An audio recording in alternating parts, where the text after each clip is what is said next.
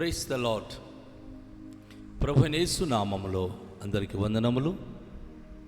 యేసయ్య మాటను ఈ కార్యక్రమాన్ని వీక్షించడానికి ప్రేమతో మిమ్మను ఆహ్వానిస్తున్నాను.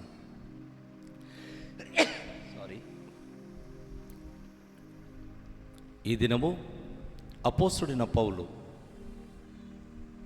గలతీలకు రాసిన పత్రిక 6వ అధ్యాయం మొదటి 5 వచనాలను ధ్యానించుకుందాం. సహోదరులారా, ఒకడు ఏ తప్పిదములోనైనను చిక్కుకునేనెడల ఆత్మ సంబంధులైన మీలో ప్రతివాడు తాను బడుదును ఏమో అని తన విషయమై చూచుకొనొచ్చు. సాత్వికమైన మనసుతో అట్టి వాణిని మంచి దారికి తీసుకుని రావలెను. ఒకని భారముల నొకడు భరించి ఇలాగూ క్రీస్తు నియమమును పూర్తిగా నెరవేర్చుడి. ఎవడైనను ఒట్టివాడై ఉండి తాను ఎన్నికైన వాడునని ఎంచుకొని ఎడల తన్ను తానే మోసపరుచుకొనును. ప్రతి వాడును తాను చేయు పనిని పరీక్షించి చూచుకొనవలెను. అప్పుడు ఇతరుని బట్టి కాక తనను బట్టియే అతనికి అతిశయము కలుగును. ప్రతివాడును తన బరువు తానే భరించుకొనవలెను గదా. ప్రభునందు ప్రియమైన వాళ్ళారా, ఈ వచన భాగంలో అపోస్తలుడైన పౌలు ఒకరి గురించి ఒకరు ఏ రీతిగా ప్రోత్సాహకరంగా ఉండాలి, దీనికి ఒక చక్కని పేరు పెట్టాడండి ఆయన. క్రీస్తు నియమము. యేసుక్రీస్తు వారు మన పాపములు భరించడానికి పరలోకాన్ని విడిచి భూలోకానికి ఆయన దిగి వచ్చాడు.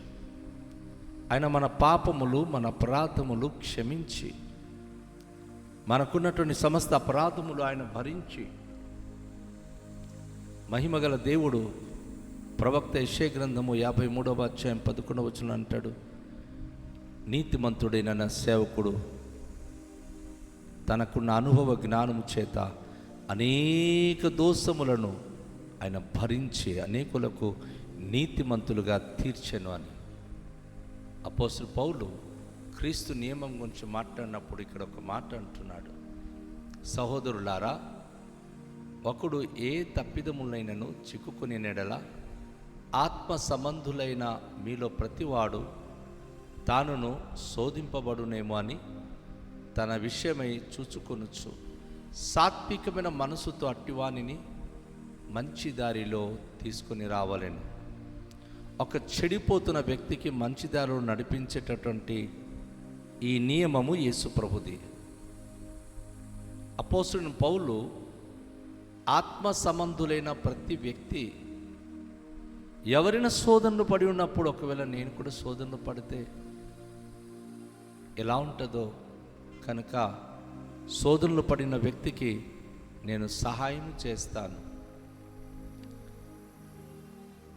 ఎవరైనా సరే తప్పుదములో చిక్కుకుని ఉంటే ఆత్మ సంబంధులైన మనలో ప్రతివాడు ఒకరోజు మనం కూడా శోధింపబడతామేమో అని ఆ శోధించబడుతున్న వ్యక్తి విషయంలో మనము జాగ్రత్త చూసుకోవచ్చు.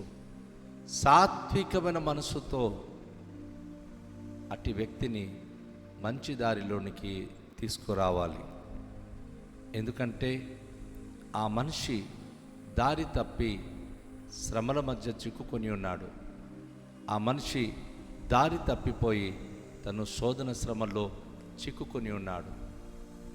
అయితే ఇక్కడ చూడండి, ఒక చక్కని మాట అపోస్తలుడు పౌలు వివరిస్తున్నాడు. ఒకని భారముల నొక్కడు భరించి ఇలాగూ క్రీస్తు నియమమును పూర్తిగా నెరవేర్చుడి. ఆత్మ నియమం గురించి బోధించాడు, శరీర నియమం గురించి చెప్పాడు. ఇప్పుడు మూడోదిగా మనం చూస్తున్నప్పుడు క్రీస్తు నియమము. క్రీస్తు నియమం ఏంటి? ఒకరి భారము మరొకరు భరించాలి. ఒకరి కష్ట సుఖాల్లో మరొకరు తోడ్పడి సహాయపడాలి. మనంతట మనమే ఏదో కలిగి ఉన్నాము, చేస్తున్నాము అనేది కాదు, కానీ ఒకరి భారము, ఒకరి బాధ మనం సహిస్తూ మరొకరికి సహాయపడాలి. అది యేసుక్రీస్తులో ఉన్న గుణగణాలు, యేసుక్రీస్తు నియమము. ఇది మనం పూర్తిగా నెరవేర్చాల్సిన వారమై ఉన్నామని చెప్పి దేవుడు తన వాక్యం ద్వారా మనకు బోధిస్తున్నాడు. అపోస్తలుడైన పౌలు ద్వారా హెచ్చరిక చేస్తున్నాడు. ఇది క్రీస్తు నియమం. క్రీస్తు మనకు భరించాడు, మన కష్టాలు భరించాడు, మన పాపాలు భరించాడు, మనకు విడుదలనిచ్చాడు. ఇక్కడ ఒక మాట అపోస్తలుడు పౌలు అంటాడు, ఎవడైనా ఒట్టివాడై ఉండి, అంటే ఏమి చెయ్యరానివాడు, చేత కానివాడు ఉండి తాను ఎన్నికైన వాడినని ఎంచుకొని నెడల తన్ను తానే మోసపరుచుకొనును. చాలామంది ఇలాంటి వ్యక్తులు ఉన్నారు కదండి. నేను తలంచుకుంటే ఇది అయిపోద్ది, నేను కనుక చేసేస్తే ఇది అయిపోద్ది, కానీ వాళ్ళ చేత ఏమవ్వదు, ఏమి చేయలేరు. కానీ వారు మాట్లాడుతూ ఉన్నారు ఇది మా వలన అయిపోద్దని. ఒట్టివాడై ఉండి కూడా తను ఎన్నిక వాడని చెప్పుకుంటున్నాడు. చూసారా, వాడు తనకు తాను మోసం చేసుకునేవాడు. ప్రియ దేవుని బిడ్డలు, ఎవరైనా ఉన్నారా మీ ఇంట్లో ఇలాంటి వాళ్ళు? మన సంఘంలో ఉన్నారా? మీకు తెలిసిన వాళ్ళు ఉన్నారా? వారు తమను తాము మోసపరుచుకుంటున్న వారిని సంగతి గ్రహించి జాగ్రత్త పడండి. అలాంటి మోసపూరితమైన స్థితిలో పడిపోకూడదు. దేవుడు అలాంటివి ఆయన మెచ్చుకోడు, ఆయనకి అది నచ్చదు. ఎందుకంటే మనం ఒట్టివాళ్ళం, గట్టివాళ్ళం కాదు, చేయగలిగే సామర్థ్యత మనకు లేదు. కానీ ఊరికే మనము అది నేను చేసేయగలను, అది నా వల్ల అయిపోద్ది అని చెప్పి మోసం చేయడం అనేది, ఇలాంటి దగ చేయడం దేవుని దృష్టికి తప్పు. ప్రతి వాడును తాను చెయ్యు పనిని పరీక్షించి చూచుకొనవలెను. అప్పుడు ఇతరుని బట్టి కాక తనను బట్టియే అతనికి అతిశయం కలుగును. నువ్వు ఎలాంటి వాడివి, నువ్వు చేస్తున్న పని ఏమిటో పరీక్షించి తెలుసుకో. నువ్వు నలుగురికి ఉపయోగపడే పని చేస్తున్నావా? నువ్వు చేసే పని ద్వారా నలుగురు మంచి అనుభవిస్తున్నారా?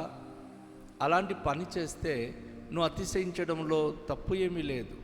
కానీ నువ్వు మోసం చేసి డబ్బులు దోచుకొని నీ లాభం కోసం యుక్తిగా ప్రవర్తించి నువ్వు మోసంతో డబ్బులు కనుక నువ్వు గుంజితే అది నీవు అతిశయించాల్సిన అవసరం లేదు.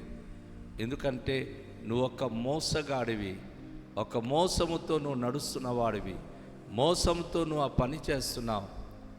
ఎవరైనా సహాయమని నీ దగ్గరికి వస్తే సహాయానికి బదులుగా వారికి దోచుకొని నువ్వు ఎందుకు అతిశయిస్తున్నావు?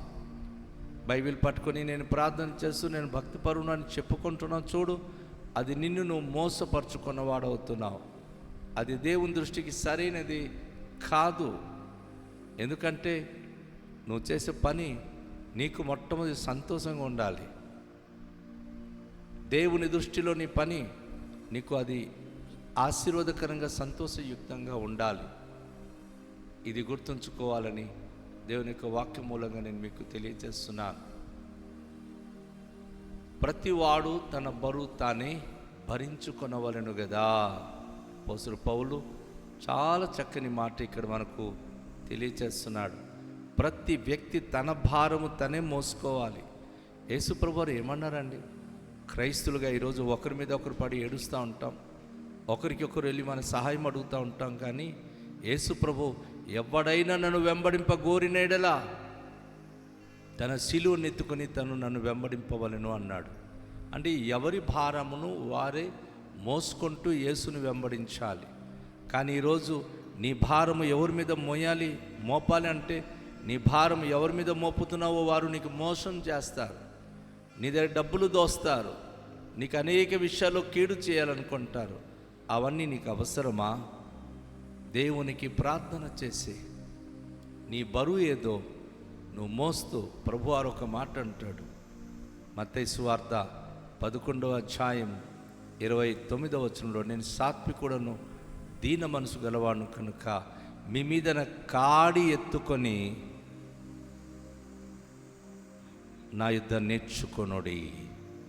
నా కాడి బరువైనది కాదు, నా భారము బరువైనది కాదు, నా కాడి సులువైనది అంటాడు. ప్రభువును గుర్తుంచుకొని ప్రభువుకు ప్రార్థన చేసుకుంటూ నీకు ఎంతటి భారమున్నా ప్రభు మీద మోపి నడిస్తే, జాన్ బన్యన్ అని దైవ సేవకుడు ఒకవైపు తను ఉన్నట్లు మరొక వైపు దేవుడు తనను మోసినట్లుగా అద్భుత దర్శనము ఆయన చూచాడు. ఈ దినము వాక్యం వింటున్న నా ప్రియ దేవుని బిడ్డ, ఆత్మీయంగా నువ్వు ఎదుగుతున్నప్పుడు నీ భారము నువ్వే మోయాలి, నీ బరువు నువ్వే మోయాలి. ఆత్మీయంగా ప్రభు కొరకు జీవించేవాడుగా నువ్వు ఉండాలని దేవుడు ఇక్కడ నిన్ను కోరుతున్నాడు. నీ భారము ఎవరి మీద మోపి నువ్వు ఎవరి మీదో విసుక్కుంటూ ఎవరికో నువ్వు తప్పుడుగా మాట్లాడితే అది నీకు ఆశీర్వాదం కాదు. నీ భారము నువ్వే మోయాలి, నీవే నీ కొరకు ప్రార్థన చేయాలి.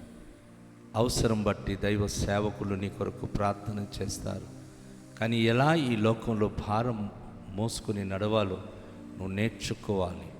నీ కుటుంబ భారమే కానీ, నీ పిల్లల భారమే కానీ, నీ జీవితం గురించి సంభవించే ఏ భారమే కానీ, అది నువ్వు ఒకరికి చెప్పడం ద్వారా వారేం చేస్తారు? నువ్వు ప్రభు మీద భారం మోపి నడుస్తే అది ప్రభు నీకు సహాయపడతాడు, నీకు నెమ్మది కలుగ చేస్తాడు, నీకు ఆదరణ ఇస్తాడు. నీ జీవితంలో ఊహించిన అద్భుతమైన మేలుతో నిన్ను తృప్తిపరుస్తాడు. కనుక దేవుని యొక్క వాక్యం వింటున్న నా ప్రియ సోదరి, నా ప్రియ సహోదరుడా, ఈరోజు ప్రతి బిడలు మనము అతిశయించకుండా ప్రభు పైన భారం మోపి మనను మన గొప్పలు చెప్పుకోకుండా నేను నా అన్ని సాధించగలనని చెప్పుకొని మన తరత కాళ్ళ దగ్గరికి వెళ్ళి బతిమల్లి వారిగా కాకుండా మన భారము ప్రభు దగ్గర తెలుసుకొని ఎలాంటి పరిస్థితులు మనం ఉన్నామో దేవుని దగ్గర మన ప్రార్థన పూర్వకంగా జీవిద్దాం. అట్టి భాగ్యం ప్రభు మనకు అనుగ్రహించునుగాక. ప్రార్థన చేద్దాం. తండ్రి, మీకు వందనాలు.